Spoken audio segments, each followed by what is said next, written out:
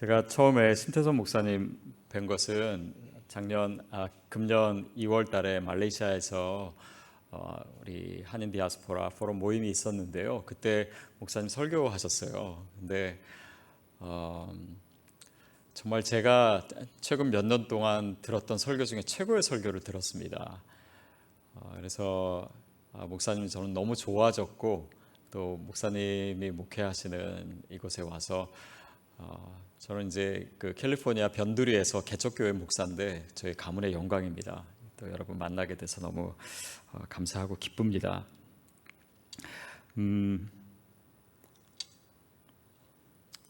딴 얘기 하다 보니까 설교 원고가 어디로 갔는지를 잘 모르겠네요.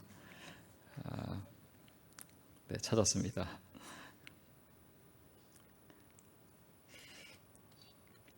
오늘 본문 말씀은 사도 바울이 아마도 3차 전도 여행이었던 것 같습니다.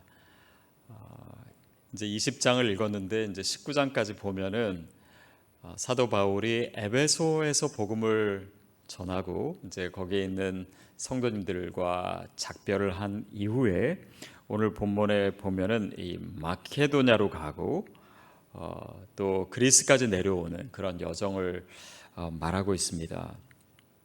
마케도냐는 지금의 남유럽이죠. 그 지역에 뭐 빌립보라고 하는 도시도 있고 또 베레아도 있고 데살로니카도 있고 그렇게 해서 이제 더 남쪽으로 내려와서 그리스에 도착했다 이렇게 나오는데, 오늘 본문을 잘 보면 사도 바울의 행적을 한 단어, 한 동사로 표현하고 있습니다. 그것은 단지 이번 여정뿐만 아니라 사도 바울이 사역하는 그 모든 것을 집약해서 표현한 단어인데, 그게 뭐냐면 바로 권하다입니다. 권하다. 이것을 헬라어로 파라클레시스, 오늘 본문의 오늘 설교의 제목이기도 하죠. 이제 파라클레시스, 권하다. 여기는 크게 두 가지 뜻이 있습니다. 하나는 훈계하다, 꾸중하다, 지적하다, 뭐 이런 뜻이 있고요. 또 하나는 위로하다, 격려하다 이런 뜻이 있습니다. 여러분, 사도 바울이 예전에 자신이 세웠던 교회 또 그 성도님들을 만나서 오랜만에 만나서 그들을 꾸중하고 지적하고 훈계했을까요? 아니면 위로하고 격려했을까요? 감사합니다. 예, 위로하고 격려했겠죠. 그래서 이 단어를 이 본문의 맥락에서는 우리가 어떻게 해석해야 하는지가 좀 분명해집니다. 근데 이 단어가 또 뭐 위로 격려뿐만 아니라 여기도 권사님 계시잖아요. 이 권사할 때 그 헬라어 단어도 파라클레시스입니다. 그러니까 권사라고 하는 것이 원어적으로 어떤 의미인지 우리가 생각해 볼 수 있겠죠. 자, 그리고 나서 이제 3절에 오면은 거기 석 달 동안 있다가 배 타고 시리아 지역이죠.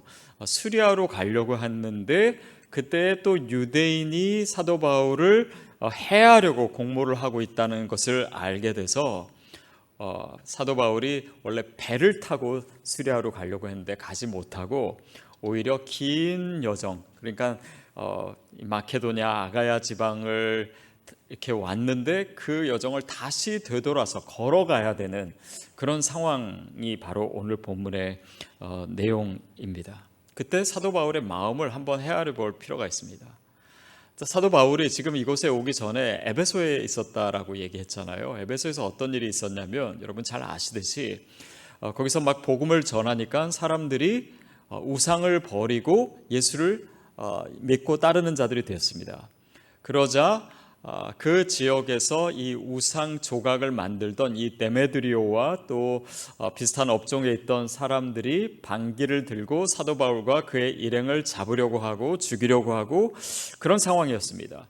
사도 바울은 간신히 몸을 피했지만은 그와 함께하던 다른 이들이 붙잡혀갔고 또 사도 바울이 그들을 어떻게든 도와주거나 아니면 구하려고 성 안으로 들어가려고 했지만 사람들이 말려서 뭔가 하려고 했는데 하지 못한 그런 상황입니다. 그래서 에베소 사역을 그냥 그렇게 마칠 수밖에 없었던 그런 상황입니다. 뭔가 뜻대로 되지 않아요.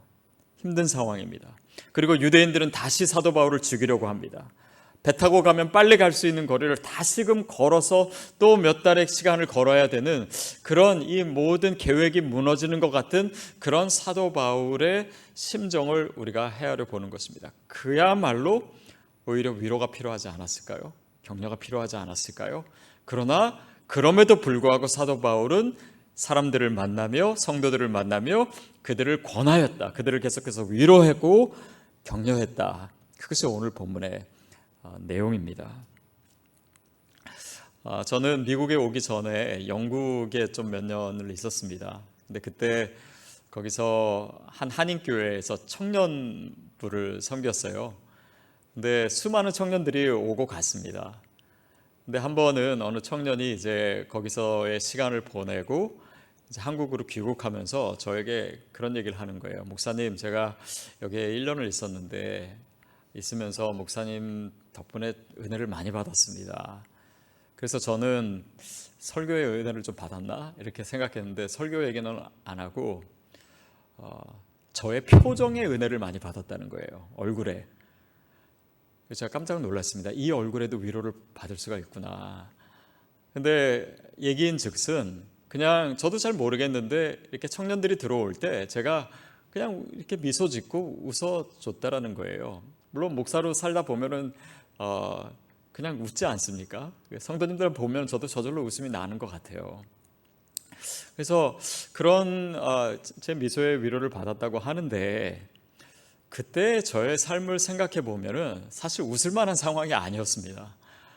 제가 영국에 가자마자 얼마 안 돼서 한국의 IMF로 들어가고 그런 경제 위기 때문에 환율이 2배, 막 3배 이렇게 치솟고 또 등록금 낼 돈도 없고 그래서 저는 뭐 많은 시간 정말 일해야 했고 저는 이렇게 막 청소 같은 일 오래 했거든요. 그리고 막 뭐 밭에서도 일하고 또 공부를 시작했는데 공부도 이렇게 잘 풀리는 게 아니라 논문도 굉장히 막힐 때도 많았고 또 제 아내는 아내대로 이제 결혼하자마자 영국에 갔기 때문에 스트레스도 많고 가자마자 임신하고 애 낳고 뭐 저희가 정말 정신이 없었어요. 그런데 제 속은 그냥 힘들고 어려운데 그들을 보면 웃어줘야 됐습니다. 여러분 어쩌면 사도 바울이 그런 상황 아니었을까요? 본인이 힘들고 본인이 어려운데 성도들은 늘 위로해주고 격려해줘야 됐던 상황. 정신의학 용어 중에 스마일 마스크 신드롬이라고 하는 것이 있습니다. 이게 뭐냐면 한국말로 가면성 우울증이에요. 그것은 보통 서비스업에 종사하는 사람들이나 아니면 연예인들이나 이렇게 겉으로는 항상 웃어야 되고 친절을 베풀어야 되고 그런데 사실 내 진짜 감정은 그렇지 못할 때가 많잖아요. 그렇게 이제 겉과 속의 감정이 다름으로 인해서 생기는 일종의 우울증입니다. 그러니까 이제 겉으로만 웃고 있는 거예요. 마치 하회탈처럼. 근데 이제 그런 질병에 가장 잘 노출되어 있는 사람이 저는 목사가 아닐까 싶습니다. 그러니까 겉으로는 늘 이렇게 웃고 있어요. 그리고 성도들에게 은혜를 주기 위해서 은혜로운 표정을 하고 있는데 실상은 저는 제 안에는 은혜로 채워지지 않았고 또 제 영성은 고갈되어 있고 또 주일날 설교할 때 웃으면서 설교하지만 전날 부부싸움에서 제 아내는 저쪽에서 저를 불꽃 같은 눈으로 째려보고 있고 뭐 그래서 마음은 되게 혼란스러운데 겉으로는 웃어야 되는 그런 상황. 여러분은 없습니까?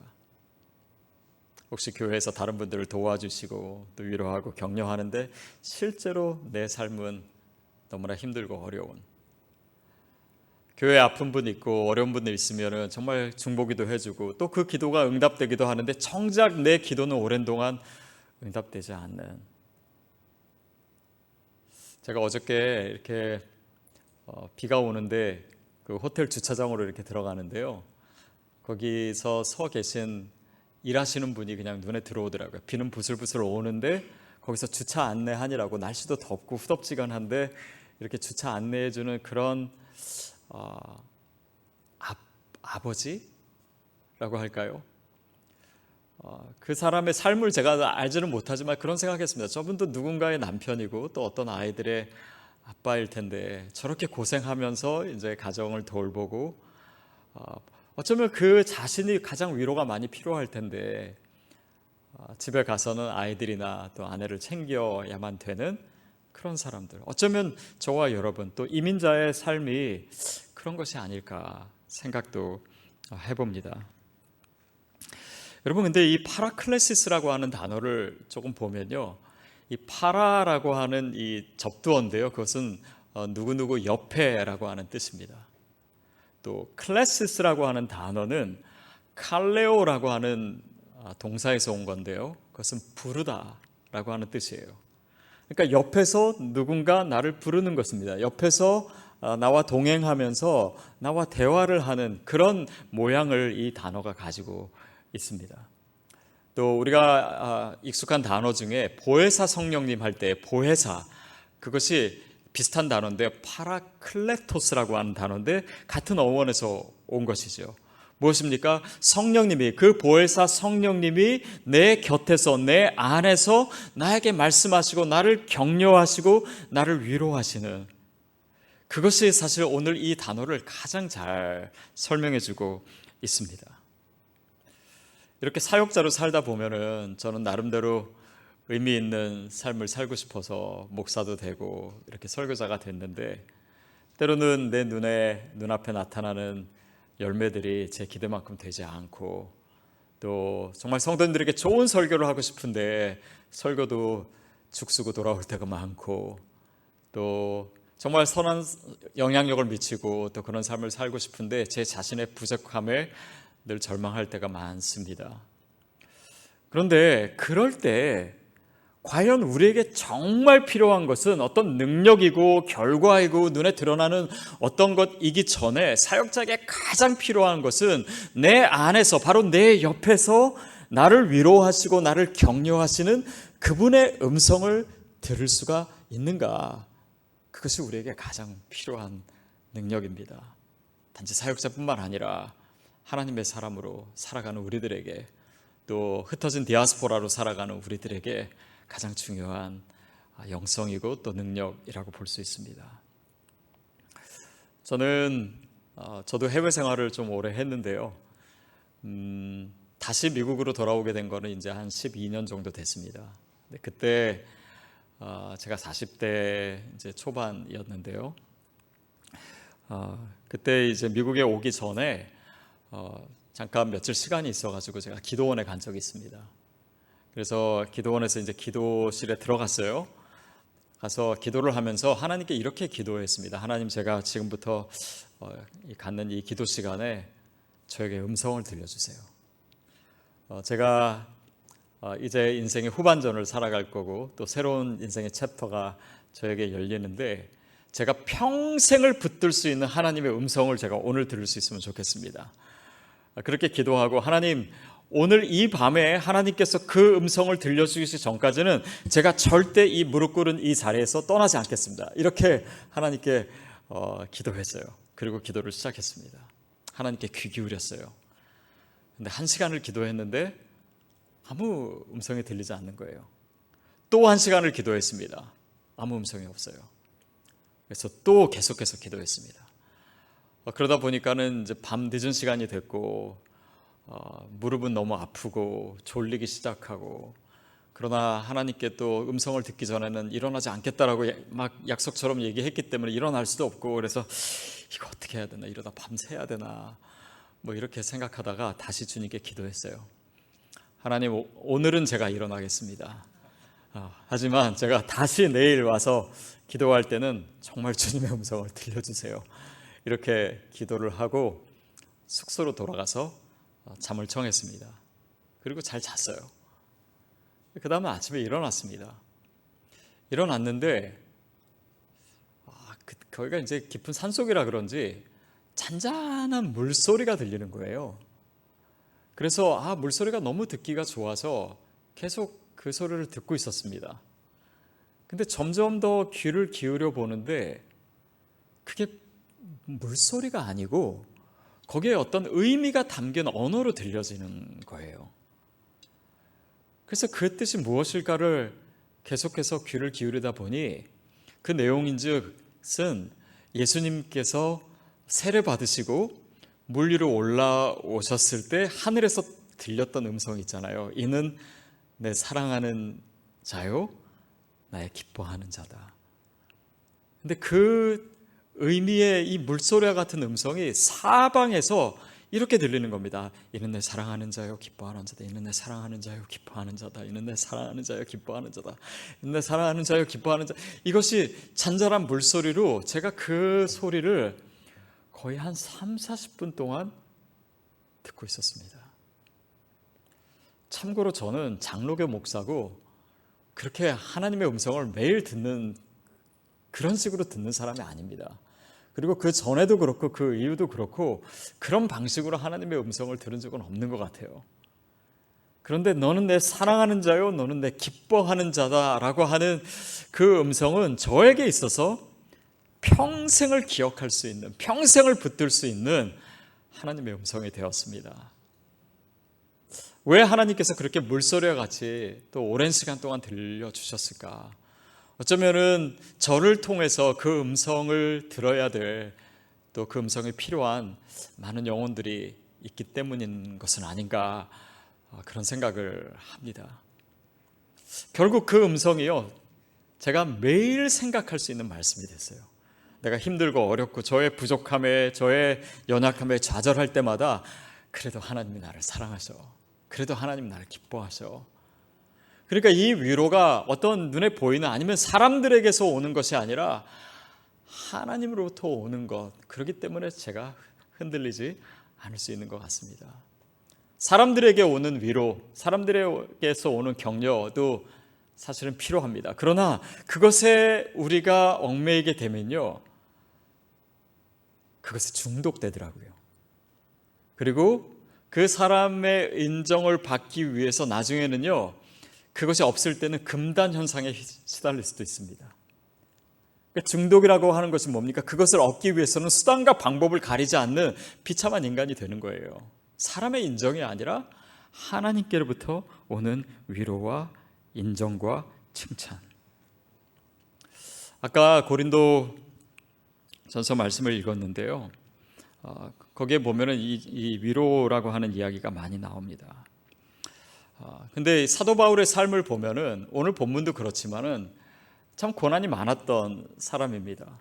그런데 고난이 많았던 그가 오히려 위로의 사람이에요. 이것은 우리에게 굉장히 중요한 사실을 가르쳐주고 있습니다. 어쩌면 우리의 고난이 다른 사람들을 향한 어떤 의미를 가진 것은 아닌가 싶습니다. 저는 사실 지난주부터 이 안식월을 가지고 있는데요, 작년에 안식월을 할 때는 저희 가족이랑 떨어져 있었습니다. 그래서 저 혼자 안식월을 가졌었는데, 사람들이 이제 저 혼자 이렇게 그 안식월을 갖는다고 하니까 제 주변에 있는 목사님들이나 아니면 성도님들이 저를 굉장히 부러워하더라고요. 좋겠다고, 아내로부터 떨어져서 혼자 지내니까 얼마나 좋냐고. 그래서 제가 실제로 혼자 있어 보니까요, 진짜로 좋더라고요. 근데 한 3-4일 좋더라고요. 3-4일 좋고 그 다음부터는 너무 외로운 거예요. 혼자 있는 것이 즐겁지만은 않더라고요. 그러니까 혼자 밥 먹어야 되고, 또 불 꺼져 있는 집에 혼자 들어가야 되고, 아침에 일어났을 때도 고요하고 아무도 없고, 그러니까 그런 시간이 계속되니까 제가 그동안 생각지 못했던 우리 주변에, 우리 교회에 혼자 계신 성도님들 생각이 많이 나더라고요. 아, 그분들이 이런 느낌이겠구나, 이렇게 힘들겠구나, 이렇게 외롭겠구나. 여러분, 너무나 작은 경험이지만 우리 삶에서 힘든 경험은 오히려 누군가를 위로하고 공감하고 격려할 수 있는 능력의 통로를 열어주는 것입니다. 그리고 그것을 사도 바울이 오늘 고린도후서 1장에서 너무나 자세하게 얘기하고 있어요. 아까 읽은 본문인데요, 저희가 다시 한번 읽었으면 좋겠습니다. 우리 고린도후서 1장 3절부터 7절까지인데요, 사실은 이 구절들에요, 성경에서 파라클레시스, 위로라고 하는 단어가 가장 집약돼서 많이 나타나 있는데, 여러분 읽으시면서 위로라고 하는 단어가 도대체 몇 번 나오는지 한번 세보시기 바랍니다. 우리 같이 한 목소리를 읽겠습니다. 시작. 찬송하리로다. 그는 우리 주 예수 그리스도의 하나님이시요 자비의 아버지요 모든 위로의 하나님이시며 우리의 모든 환난 중에서 우리를 위로하사 우리로 하여금 하나님께 받는 위로로서 모든 환난 중에 있는 자들을 능히 위로하게 하시는 이시로다. 그리스도의 고난이 우리에게 넘친 것 같이 받는 위로도 그리스도로 말미암아 넘치는도다. 우리가 환난 당하는 것도 너희를 위로와 구원을 받게 하려는 것이요 우리가 위로를 받는 것도 너희가 위로를 받게 하려는 것이니 이 위로가 너희 속에 역사하여 우리가 받는 것 같은 고난을 너희도 견디게 하느니라. 너희를 위한 우리의 소망이 견고함은 너희가 고난에 참여하는 자가 된 것 같이 위로에도 그러할 줄을 알미라. 여러분 혹시 세보셨습니까? 위로라고 하는 단어가 몇 번 나옵니까? 10번 나오죠. 10번. 근데 이 몇 번 나오나 세신이라고 이게 무슨 내용인지는 잘 기억 못 하실 수도 있습니다. 내용인즉슨 뭐냐면 우리가 그러니까 사도 바울과 그 일행이 환난을 당하는 것도 너희의 구원과 너희를 위로하기 위한 것이고 너희를 위로하는 것도 우리가 위로를 하나님으로부터 받는 것 또한 너희를 위로하기 위한 것이다. 그러니까 내가 환난을 받고 그 가운데 하나님을 만나고 주님의 음성을 듣고 내가 위로받고 격려받는 것이 단지 나만을 위한 것이 아니라 내가 환난받는 그 모든 의미에 이 모든 것을 통해서 너희를 위로하기 위해서 하나님께서 이 환난 가운데 나를 만나시고 나에게 음성을 들려주시고 나를 위로하신다라고 하는 것입니다. 여러분 우리 몸에 있는 우리 몸에서 분비되는 호르몬 중에 이 옥시토신이라고 하는 호르몬이 있다고 합니다. 근데 이것은 우리 건강에 굉장히 중요하고 필요한 호르몬이고 특히 여성분에게 되게 중요하대. 이렇게 출산을 할 때 또 뭐 자궁 수축하는데 이 호르몬이 필요하고 또 심장 그 질환에도 이 호르몬이 있으면은 자연 치유력이 생기기도 하고 또 스트레스 해소에도 굉장히 도움이 되는 호르몬이고 심지어는 숙취 해소에도 도움이 되는 그런 호르몬이라고 해요. 근데 이 호르몬이 언제 우리 몸에서 많이 분비되냐면요. 누군가 나를 위로해 줄 때, 또 누가 나를 격려해 줄 때 이 호르몬이 많이 분비된대요. 그런데 이 호르몬이 내가 위로받고 내가 격려받을 때보다 몇 배 더 많이 분비되는 때가 있다고 합니다. 그때가 언제인지 아십니까? 그때가 바로 내가 위로받을 때가 아니라 내가 누군가를 위로할 때, 내가 누군가를 격려할 때, 내가 누군가를 안아줄 때 옥시토신이 가장 많이 분비된대요. 하나님이 우리 몸에 만드신 너무나 중요한 메커니즘이 아닌가 싶습니다. 어느 목사님이 은퇴 목사님이신데 이렇게 한 번은 산책을 하시다가 한 고목 앞에 이렇게 서셨대요. 근데 그 고목은 오래된 나무고 이제 속이 다 썩어가지고 까맣게 된 그런 나무를 보시면서 이 목사님이 혼잣말로 이렇게 얘기하셨답니다. 야, 너는 목회도 안 했는데 어떻게 그렇게 속이 썩었니? 여러분, 근데 그거 아십니까? 목사로 살다 보면은 또 이민교회 목사로 살다 보면 물론 여기 파타야 선교교회는 아니겠지만 이민교회 목사님들 목회가 많이 힘들다고들 얘기합니다. 근데 몇 년 전에 제가 신문 기사를 봤는데 그 직업별로 가장 오래 사는 사람들을 직업별로 구분을 해놨는데요. 거기에서 목사가 1등이더라고요. 가장 오래 사는 직업군이 목사더라고요. 아니 왜 그럴까? 이렇게 속 썩을 일도 많고 힘든 일도 많은데 왜 이렇게 오래 살까라고 생각해 봤는데 저는 아마도 늘 위로하고 또 신방하고 그러다 보니까 우리 몸에서 목사님들에게 이런 옥시토신이 많이 분비되는 것이 아닌가 그런 생각도 해봤습니다. 이것은 단지 직업을 넘어서서 우리가 격려하고 누군가를 도와주고 누군가를 안아주고 위로해 줄 때 하나님께서 오히려 그 시간을 통해서 나를 위로해 주시는 저도 그런 것 같습니다. 신방을 가고 그럴 때 때로는 너무 피곤하고 바쁘고 힘들 때는 정말 이렇게 선뜻 가고 싶지 않을 때도 있어요. 그런데 신방을 하면서 돌아올 때 행복하지 않았던 적은 없었던 것 같습니다. 그것이 하나님이 우리를 살게 하시는 삶의 방법인 것 같아요. 제가 한국에 있을 때 제가 두란노라고 하는 곳을 섬긴 적이 있었는데 한 번은 거기서 이 초청 강사를 외국에서 모셨는데 그 사람이 누구냐면 닉 부이치치라고, 혹시 여러분 들어보시지 않았을까 싶은데 이제 태어나서부터 팔과 다리가 없이 태어난 이런 분이 있습니다. 제가 이분을 만나서 이제 교제하고 또 며칠 동안 이렇게 의전을 했던 적이 있어요. 근데 그때 같이 다니면서 집회했던 내용 중에 지금까지 제 머릿속에 남는 그의 삶의 이야기가 있었습니다.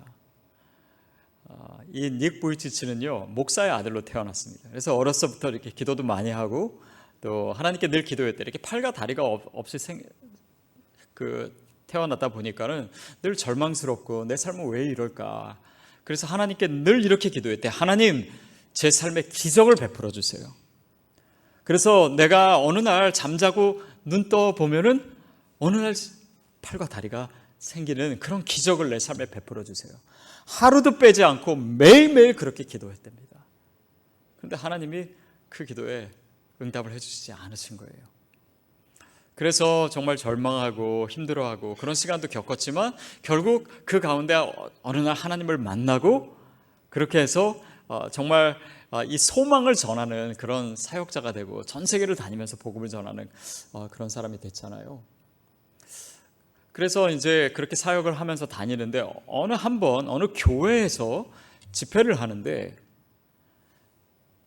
맨 앞줄에 어느 한 젊은 부부가 갓난 아이를 안고 예배를 드리고 있더래요. 그러고 나서 예배 끝난 후에 자신을 찾아오더래요. 그러면서 그 부모가 얘기하기를 아이를 보여주는데 이 아이가 이 닉 부이치치 같이 팔과 다리가 없이 태어난 데니얼이라고 하는 아이였습니다. 그러니까 이런 아이를 놓고 얼마나 이 부모가 걱정이 많이 됐겠어요. 그래서 병원마다 큰 병원 유명한 의사 많이 찾아다니면서 이 아이가 어떻게 되겠냐고 이 아이에 대해서 물어보고 질문을 하면 돌아오는 대답은 늘 절망적인 대답밖에 없다라는 거예요. 이 아이는 걷지도 못할 것이고 이 아이는 뛰지도 못할 것이고 이 아이는 혼자서 할 수 있는 일도 없고 건강하지도 못할 거고 오래 살지도 못할 거고 자기 힘으로 할 수 있는 것이 대부분 없으니까 누구 도움이 필요하고 늘 이런 얘기만 들고 절망하고 있는데 이 사람들이 닉을 보니까 어때요? 이 사람은 걷기도 하고 뛰기도 하고 운동도 하고 막 수영도 하고 심지어는 나중에 결혼도 하고 아기도 낳고 전 세계를 다니면서 사역도 하고 그러면서 이 부부가 뭐라고 하냐면 닉 당신의 삶은 우리에게 기적입니다 그러더래요. 기적입니다. 근데 그 단어를 듣는 순간 닉을 깜짝 놀랐대요. 소름이 끼쳤대요. 아니 내가 기적을 달라고 하나님께 늘 그렇게 기도했는데 하나님 내 기도에 한 번도 응답해 주실 수 없다라고 생각했는데 어느 순간 다른 사람을 위해서 내가 복음을 전하고 이렇게 사역자가 되어서 살다 보니 어느 순간 내 삶이 그 자체가 기적이 되어 있구나. 그것을 본인이 깨닫게 됐습니다. 하나님이 내 기도에 응답하시지 않은 것이 아니었구나. 오히려 내가 기대하는 것보다 더 놀라운 기적이 내 삶에 이루어졌구나. 그러면서 이렇게 고백합니다. 내가 이렇게 팔다리 없이 태어난 이 삶을 이 데니얼이라고 하는 한 아이만을 위해서라도 저는 다시 살 수 있습니다. 그것이 내 삶의 목적이 될 수 있고 내 삶에 더 중요한 의미이기 때문에 내가 팔다리를 갖는 것보다 더 분명한 내 삶의 비전이기 때문에 그 사실을 통해서 자신의 인생의 진정한 가치를 알게 되었다고 그렇게 고백하더라고요. 여러분 파라클레시스 그러니까 하나님의 위로를 받으면요 또한 우리가 파라클레시스의 삶을 살게 됩니다. 거기에 기적이 있어요. 사도 바울이 자기가 원하는 대로 이 상황이 되지 않고 실망하고 어렵고 가는 곳마다 매맞고 사람들이 자신을 죽이려고 하고 고통과 어려움 가운데 있었습니다. 그런데 지금 오늘의 이 본문 상황에서 사도 바울은 헬라에서 3개월을 머물게 돼요. 그가 기대치 않았던 시간입니다. 여러분, 근데 사도 바울이 여기서 그냥 있었던 것이 아닙니다. 그는 여전히 사람들을 만났고 사람들에게 권하고 위로하고 격려했습니다. 그런데 그가 한 가지 또 한 것이 있습니다. 성경 본문엔 나오지 않은데요, 대부분의 학자들이 인정하는 사실이 뭐냐면 사도 바울이 이때 썼던 편지가 있습니다. 그게 뭐냐면 로마서, 인류 역사상 가장 위대한 편지입니다. 수많은 영혼들을 변화시켰고 수많은 역사적으로 수많은 사람들을 예수님께 돌아오게 하고 복음의 진리를 깨닫게 하고 종교개혁을 일으키게 했던 바로 그 놀라운 로마서가 나는 힘들고 나는 어렵고 내가 위로는 필요한데 위로해 주는 사람 없고 오히려 다른 사람을 위로밖에 할 수 없었던 그 고갈된 삶이었던 것처럼 보였지만 그 길을 계속 갔던 사도 바울을 통해서 하나님의 이런 위대한 기적을 준비하고 계셨던 거예요. 여러분, 주변을 돌아보십시오. 어쩌면 우리의 위로가 필요하고 격려가 필요한 사람이 있습니다. 혹시나 내가 지쳤다, 또 나에게 그런 힘이 없다. 여러분, 그러나 사도 바울처럼 그 힘을, 그 길을 더욱더 용기 내서 가실 수 있게 되기를 바랍니다. 그럴 때 하나님께서 나를 향한 어떤 위로를 준비하셨는지 그 음성을 듣고, 그리고 내 모든 상황과 내 위로를 통해서 오히려 다른 사람들에게 그런 하나님의 아름다운 이야기와 또 기적을 보여줄 수 있는 저와 여러분의 삶이 되기를 주님의 이름으로 축복합니다.